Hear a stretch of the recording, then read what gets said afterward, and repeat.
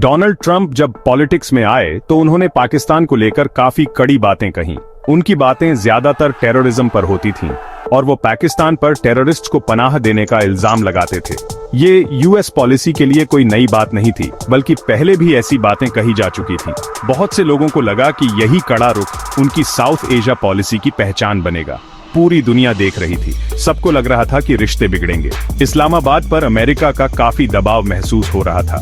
Financial aid और military मदद पर कड़ी नजर रखी जा रही थी। ट्रंप के सीधे सपाट बात करने के तरीके से पाकिस्तान की लीडरशिप में बहस छिड़ गई। अमेरिका में जो आम राय थी वो ट्रंप के विचारों का समर्थन करती थी। ये माना जा रहा था कि पाकिस्तान को एक्सट्रीमिस्ट ग्रुप से और सख्ती से लड़ने की जरूरत है।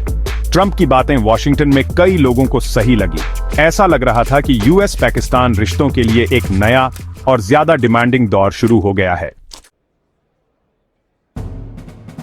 ट्रंप के पाकिस्तान को लेकर रवैये में एक बड़ा बदलाव दिखने लगा।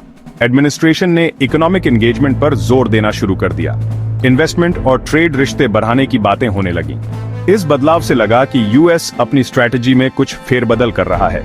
वॉशिंगटन को पाकिस्तान में काउंटर टेररिज्म के अलावा भी फायदे नजर आने लगे। खबरें आने लगीं कि यूएस के एनवॉयज पाकिस्तान में मौके तलाश रहे हैं। गोल्ड माइनिंग सेक्टर और रियल एस्टेट मार्केट पर सबका ध्यान गया। ये सब एक बड़ी सोची समझी कोशिश का हिस्सा था। इससे अमेरिका के एक गहरे स्ट्रेटेजिक प्लान का इशारा मिला। ये इकोनॉमिक पहल सिर्फ बिजनेस से कहीं ज्यादा थी। ये अमेरिकन जियोपॉलिटिकल मकसदों से जुड़ी हुई थी। इन्वेस्ट करके अमेरिका अपना दबदबा और पहुंच बनाना चाहता था। ये पाकिस्तान के साथ अलग तरह से जुड़ने की एक सोची समझी चाल थी। ये इन्वेस्टमेंट्स इस बड़े स्ट्रेटेजिक खेल में एक हथियार की तरह थे। पाकिस्तान काफी समय से इकोनॉमिक और पॉलिटिकल तौर पर अनस्टेबल रहा है। इन मुश्किलों की वजह से उसे बाहरी मदद पर निर्भर रहना पड़ता है। यूएस, जिसके दुनिया भर में अपने इंटरेस्ट्स हैं, ऐसी ही एक ताकत है। वॉशिंगटन ने हमेशा से मदद और दबाव दोनों का इस्तेमाल किया है। इस तरीके से वो इस्लामाबाद पर अपना असर डाल पाता है। आईएमएफ ने कई बार कड़ी शर्तों के साथ पाकिस्तान की मदद की है। आईएमएफ में अमेरिका का काफी दबदबा है। यूएस के स्ट्रैटेजिक इंटरेस्ट्स इन लोन की शर्तों को बदल सकते हैं। सोच समझ कर किए गए अमेरिकन इन्वेस्टमेंट्स इस पूरे मामले में एक भूमिका निभाते हैं। उन्हें ऐसे सेक्टर्स में लगाया जा सकता है जो यूएस के लॉन्ग टर्म लक्ष्यों को पूरा करें। पाकिस्तान की इकोनॉमिक स्टेबिलिटी की जरूरत को स्ट्रेटेजिकली इस्तेमाल किया जा सकता है। यूएस के नजरिए से पाकिस्तान को एक ऐसा देश माना जा सकता है जिसे झुकाया जा सके। उसकी अंदरूनी कमजोरियां उसे काबू में करना आसान बनाती है। फॉरेन एड पर निर्भरता एक तरह का फायदा पहुंचाती है। यूएस मदद के बदले कोऑपरेशन मांग सकता है। इससे पाकिस्तान एक काम का, भले ही पेचीदा, पार्टनर बन जाता है। उसकी स्ट्रेटेजिक पोजीशन कीमती है और उसकी कमजोरियों का फायदा उठाया जा सकता है।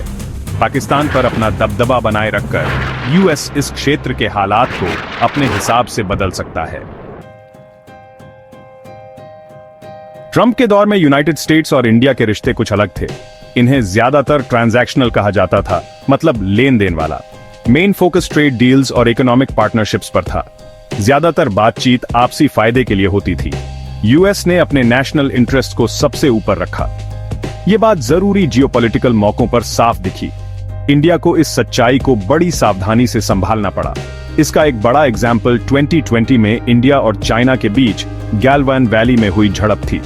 यूएस ने न्यूट्रल रुख अपनाया, जिससे न्यू दिल्ली को निराशा हुई। इससे यूएस इंडिया पार्टनरशिप के लेन देन वाले मिजाज का पता चला। वॉशिंगटन से सिक्योरिटी को लेकर वादे हमेशा पूरे नहीं होते थे। ट्रंप एडमिनिस्ट्रेशन ने इंडिया और पाकिस्तान दोनों के साथ अपने रिश्ते बैलेंस करने की कोशिश की। इसका मतलब अक्सर ट्रेड और डिप्लोमेसी में दोनों देशों के साथ एक जैसा बर्ताव करना होता था। मकसद दोनों के साथ बातचीत के रास्ते खुले रखना था। यह बैलेंसिंग एक्ट एक मुश्किल डिप्लोमेटिक चाल थी। यूएस किसी भी साउथ एशियन ताकत को नाराज नहीं करना चाहता था। हाल ही में 28 मई 2025 को ट्रंप एडमिनिस्ट्रेशन ने इंडिया से बिना पूछे इंडिया और पाकिस्तान के बीच सीज फायर और शांति वार्ता का ऐलान कर दिया। इस एकतरफा कदम ने इंडिया की पोजीशन को बहुत कमजोर कर दिया। ये अमेरिका की नीयत दिखाता है कि वो अपने फायदे के लिए रीजनल तनाव को मैनेज करना चाहता है। ट्रंप के दौर में यूएस पॉलिसी के बदलते मिजाज से इंडिया के लिए कुछ जरूरी सबक मिलते हैं। सबसे बड़ा सबक यह है कि जियोपॉलिटिक्स का कोई भरोसा नहीं होता। इंटरनेशनल रिलेशंस में कोई हमेशा का दोस्त या दुश्मन नहीं होता।